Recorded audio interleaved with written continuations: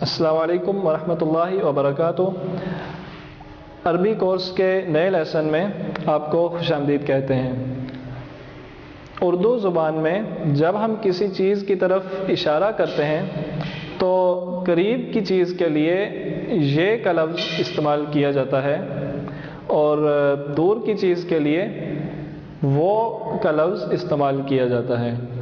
مثال کے طور پہ یہ کتاب ہے اور وہ دروازہ ہے، جیسے یہ بلی ہے اور وہ کتا ہے۔ عربی میں ان جملوں کو کس طرح بولا جائے گا؟ مثلا یہ کتاب ہے، اس کو عربی میں ہم لکھیں گے ھذا کتاب۔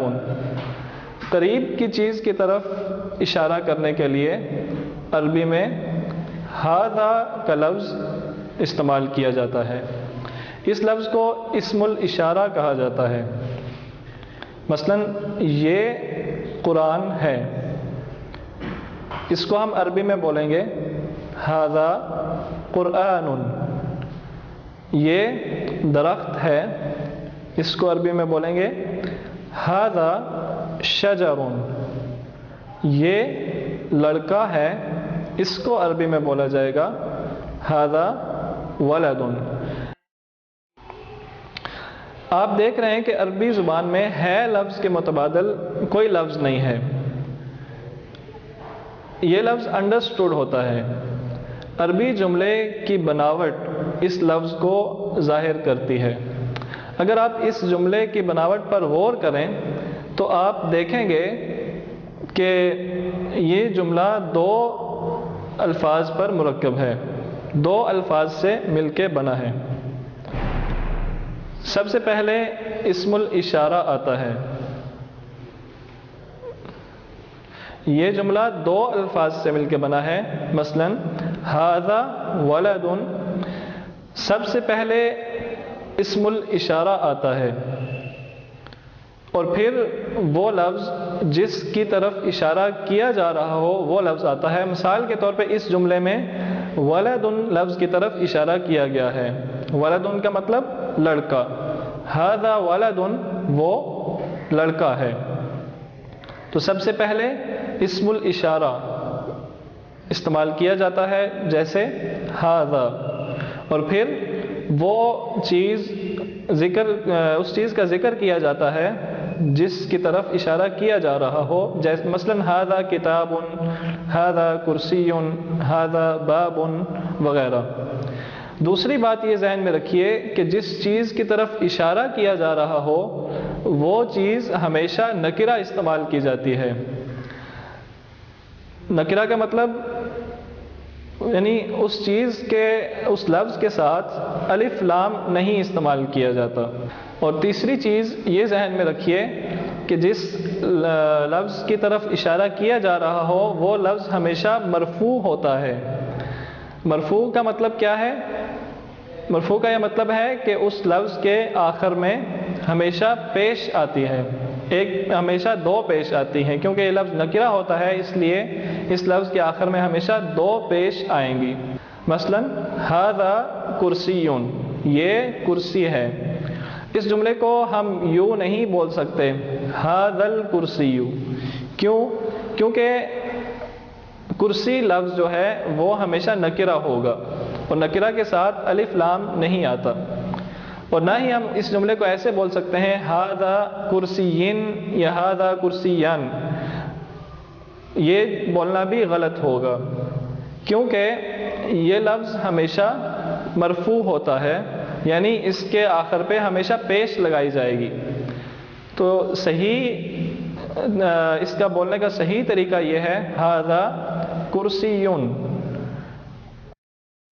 اور اردو زبان میں ہم جب دور کی چیز کی طرف اشارہ کرتے ہیں تو ہم یہ کے بجائے وہ کا لفظ استعمال کرتے ہیں۔ مثال کے طور پہ یہ کتاب ہے اور وہ دروازہ ہے، تو یہ کتاب ہے، یہ قریب کی چیز۔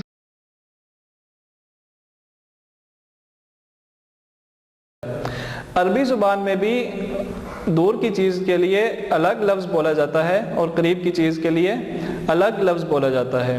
قریب کے لیے تو ہم نے پڑھا کہ ہاذا، جب کسی قریب چیز کی طرف اشارہ کرنا ہو تو ہم ہاذا کا لفظ استعمال کریں گے، اور دور چیز کے لیے ہم لفظ استعمال کریں گے ذالک۔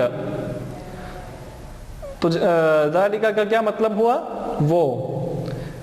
مثالیں، اس کی مثال دیکھیے، ھذا قلم وذالک کتاب، یہ قلم ہے اور وہ کتاب ہے۔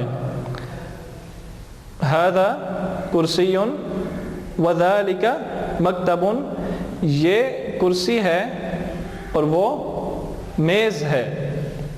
ھذا ولد وذالک رجل، یہ لڑکا ہے اور وہ آدمی ہے۔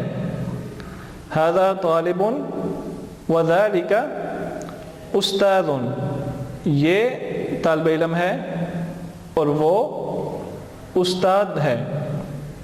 ھذا قط وذالک دیق، دیق، یہ بلی ہے اور وہ مرغا ہے۔ ھذا حصان وذالک حمار، یہ گھوڑا ہے اور وہ گدھا ہے۔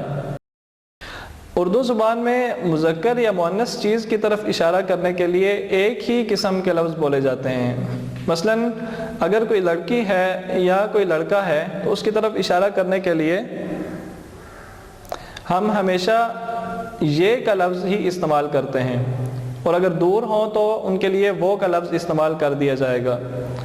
لیکن عربی میں جس طرح قریب اور دور کی چیز کے لیے دو مختلف لفظ استعمال کیے جاتے ہیں، اسی طرح مذکر اور مؤنث کے لیے بھی دو مختلف لفظ ہی استعمال کیے جاتے ہیں۔ مثال کے طور پہ اگر کوئی لڑکا قریب ہے تو اس کے لیے ہم بولیں گے ھذا، لیکن کوئی لڑکی ہے اور وہ قریب ہے، اس کی طرف اشارہ کرنا ہے تو اس کے لیے ہم ھذا نہیں بلکہ ھذہ بولیں گے۔ اور کسی دور لڑکے کے لیے ہم ذالک کا لفظ استعمال کریں گے، اور کسی دور لڑکی کے لیے یا کسی بھی مؤنث چیز کے لیے ہم تلک کا لفظ استعمال کریں گے۔ مثال کے طور پہ یہ لڑکی ہے اور یہ لڑکا ہے۔ ھذہ بنت وھذا ولد، وہ بہن ہے اور وہ بھائی ہے۔ تلک اخت وذالک اخ۔ اس کی چند اور مثالیں دیکھیے، ھذا رجل وھذہ امرأۃ، یہ آدمی ہے اور وہ عورت ہے۔ ھذا حامد وھذہ فاطمۃ، یہ حامد ہے اور یہ فاطمہ ہے۔ ھذا طالب وھذہ طالبۃ، یہ طالب علم ہے اور وہ طالبہ ہے۔